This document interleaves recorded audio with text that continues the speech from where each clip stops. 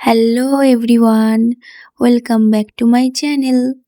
তো আজকে নবদ্বীপ থেকে জল তুলে শিমনিবাস যাব বাবার মাথায় জল ঢালতে। তো চলো, এখানে আমি এখন রেডি হয়ে দেন তোমাদের সঙ্গে কথা বলছি। আর এই তো আমি এখানে এখন রেডি হয়ে গেছি, এটাই আমার ফাইনাল লুক। তোমরা কে কে শিবনিবাস যাচ্ছ অবশ্যই কমেন্টে জানিও।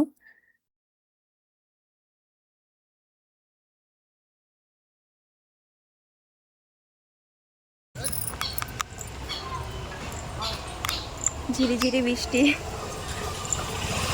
আই কেমন। এই যে গাইজ, এখন কিন্তু আমরা বেরিয়েছি বাড়ির থেকে, ক্যামেরায় বোঝা যাচ্ছে না অতটা, কিন্তু কিন্তু ঝিরিঝিরি বৃষ্টি শুরু হয়ে গেছে। আর এই তো এখন আমরা টোটোয় উঠে পড়েছি, টোটো করে যাব। আর দেখো আমরা সবে ঘাটে জল তুলতে যাচ্ছি, কত বাবার ভক্তরা চলে যাচ্ছে। আর এই তো এখন আমরা ঘাটে পৌঁছে গেছি, আর প্রচন্ড বৃষ্টি, আমি তো অলরেডি ভিজে গেছি। তো এই তো এখন আমরা লঞ্চে করে চলে যাচ্ছি নবদ্বীপ ঘাট। প্রচন্ড ভিড়, লাইনে দাঁড়ানোর পরে অবশেষে আমরা লঞ্চে উঠতে পেরেছি। ফাইনালি এখন আমরা ঘাটে পৌঁছে গেছি। আর আমি কিন্তু একা যাচ্ছি না, সঙ্গে আমার বৌদিও যাচ্ছে। দেখো কতটা জল ভর্তি, সিঁড়ি অবধি চলে এসছে। এখানে না আমার একা একা নামতে একটু ভয়ই করছিল, তাই একটা কাকিকে বললাম একটু হাতটা ধরো। দিয়ে এখন আমি এইখানে প্রণাম করে স্নান করে নেব, স্নান করে বাবার জন্য জল ভরে নেব।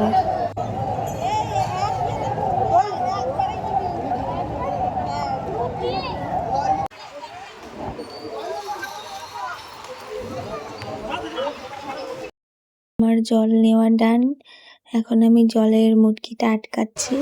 তো এখন এরপরে আমার বৌদি স্নান করে নেবে।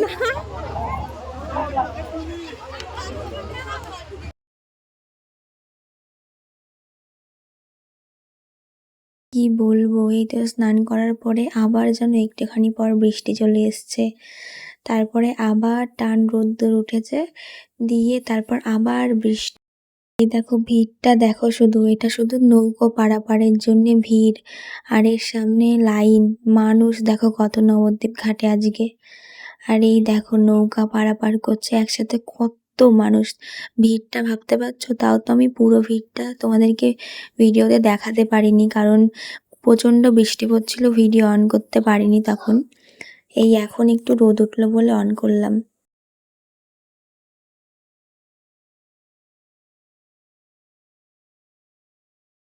একটা জিনিস দেখাই, এই দেখো ঘিয়ে ঘিয়ে এই জলটা কিন্তু গঙ্গা নদী, আর এটা কিন্তু নীল রঙের, যেটা এটা খোরে নদীর জল।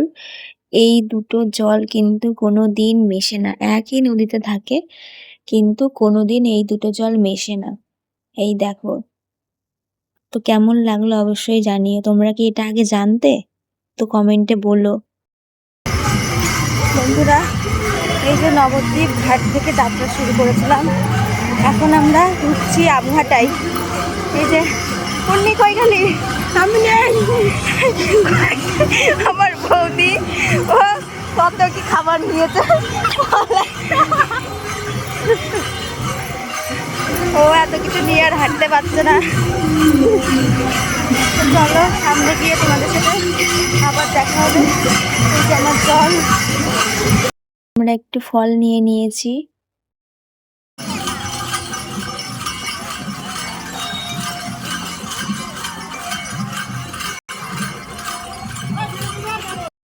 তো অনেকটা হাঁটার পর তৃষ্ণা পেয়ে গেছিল, তো আমরা এখন এখানটাই, এটা লস্যি নাকি জানি না, তো এটা একটু নিয়েছি, এখন খেয়ে নেব। সকল দাদা দিদি কাকু কাকিমা ভাই বোনেরা ভালোবাসা ও নিজেদের সামর্থ্য অনুযায়ী আমাদেরকে খাওয়ালেন, বিভিন্ন সহায়তা করলেন, তাদেরকে সবাইকে মন থেকে ধন্যবাদ জানাই।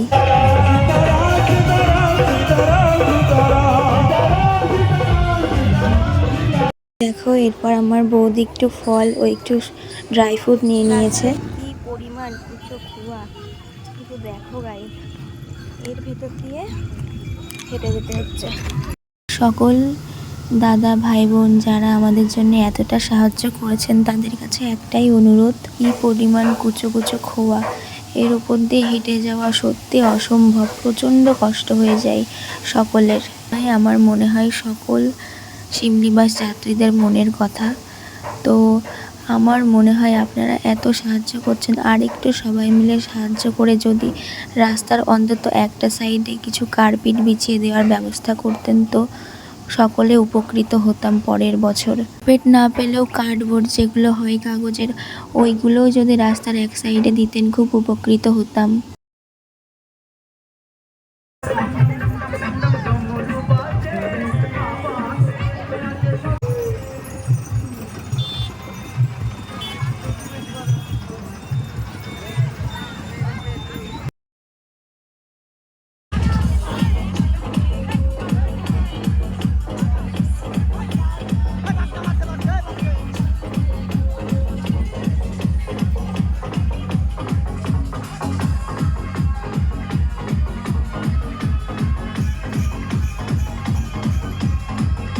তো এখন আমরা পৌঁছে গেছি পঞ্চাননতলা, আর এইখানে জাস্ট ভিড়টা দেখো।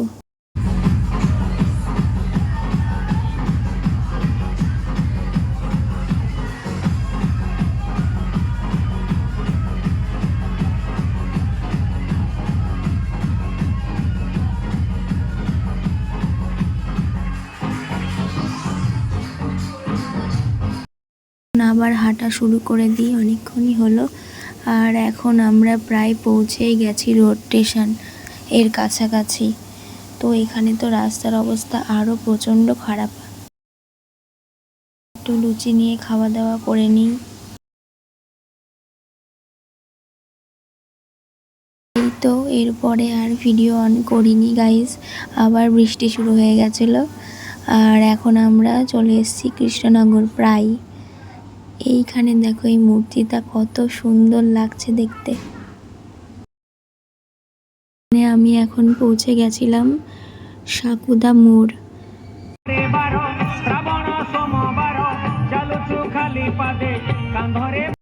এই তো গাইস ফাইনালি আর একটুখানি হাঁটার পরে আমি এখন পৌঁছে যাব শিমলিবাস ব্রিজের যে গেটটা আছে, ওই যে দেখা যাচ্ছে গেট, ওইখানটায় পৌঁছে যাব। একটু বলতে সাকুদা মোড় থেকে শিমলিবাসের ব্রিজটা কিন্তু মিনিমাম 1.5 ঘন্টা হাঁটার পরেই। এতটা হাঁটার পর দেখো ব্রিজের কাছে এসে লাইনে পড়েছি। এতটা কষ্ট করার পর যখন এই লাইনটা দেখি না তখনই কান্না পাই। তার 5 মিনিট পর প্রচণ্ড বৃষ্টি শুরু হয়ে গেছে, প্রায় 1.5 ঘন্টা বৃষ্টি হয়েছে, ভিজেছি, তার জন্য আর ফোন অন করতে পারিনি দিয়েছিলাম। এখন বাজে রাত 1:30। এখনও এখান থেকে 1.5 ঘন্টা লাইনে হাঁটার পর তারপর বাবার কাছে পৌঁছেছিলাম। বৃষ্টি আসছে ঝাঁকে ঝাঁকে, যেই একটু শুকাচ্ছে গা হাত পা আবার বৃষ্টি আসছে। সত্যি প্রচণ্ড কষ্ট হয়ে গেছে। তো 1.5 মাস জ্বর ছিল, তারপরে 3 দিন জ্বর আসেনি, একটু সুস্থ হওয়ার পরই বাবার কাছে গেছি। আবার এই বৃষ্টি, সবটাই বাবা তোমার জন্য। জয় বাবা ভোলানাথ, হর হর মহাদেব। আর এই তো এখানে মন্দিরের চূড়া দেখা যাচ্ছে। তো এখানেই শেষ ভেবো না, এখানে ভিতরে ঢুকেও এখনও অনেকটাই লাইনে দাঁড়াতে হয়েছিল, তারপরই বাবার কাছে পৌঁছাতে পেরেছিলাম। আর কি বলবো গাইজ, আবার এখানে ঝিরিঝিরি বৃষ্টি পড়ছিল। আমি তো ভাবছিলাম আবার জ্বর না চলে আসে আমার, কিন্তু বাবার আশীর্বাদে, বলে না বাবার জন্য কিছু করলে বাবা তোমায় ঠিকই রক্ষা করবে। আমি তো এই ভয়েস ওভারটা পরে দিচ্ছি, আজ মঙ্গলবার দিন দিচ্ছি, তো আমার আর জ্বর আসেনি, কিন্তু গায়ে হাত পায়ে প্রচণ্ড ব্যথা। আর তোমরা ভিড় দেখলে পাগল হয়ে যাবে গাইস, কতটা যে ভিড়, প্রায় লাখ লাখ মানুষের ভিড়। আমি তো ক্যামেরা অন করতে পারিনি প্রচণ্ড বৃষ্টির কারণে, তাই জন্য তোমাদের সাথে সবটা শেয়ার করতে পারলাম না।